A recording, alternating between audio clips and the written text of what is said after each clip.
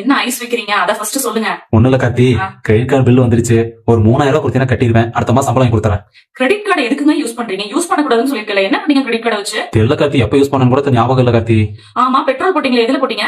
Credit card தான் கார்த்தி போட்டுருப்பேன். போன வாரம் நம்ம ஹோட்டல் போனோமா, எந்த கார்டு கொடுத்தீங்க? கிரெடிட் கார்டு தான் கார்த்தி கொடுத்தேன். ஏன்னா அம்மா 2000 ரூபாய் போன வாரம் கொண்டு கொடுத்தீங்களா? அது எது? இல்ல கார்த்தி, எனக்கு ஒரு 500 ரூபாய் தேவைப்பட்டுச்சு. உன்கிட்ட கேட்கறதுக்கும் சங்கடமா இருந்துச்சு. அதனால கிரெடிட் கார்டு வச்சு ஏடிஎம்ல காசு எடுத்து கார்த்தி.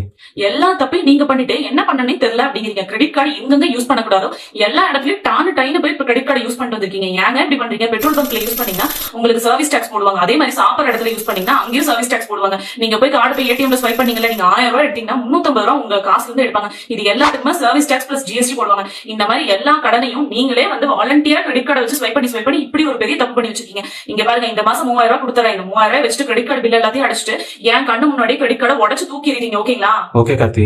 பாத்துட்டு இருக்க நீங்களும் கிரெடிட் கார்டு வந்து யூஸ் பண்ணாதீங்க. ரொம்ப மினிமலா ஏதாவது எமர்ஜென்சியா மட்டும் யூஸ் பண்ணுங்க. அதே மாதிரி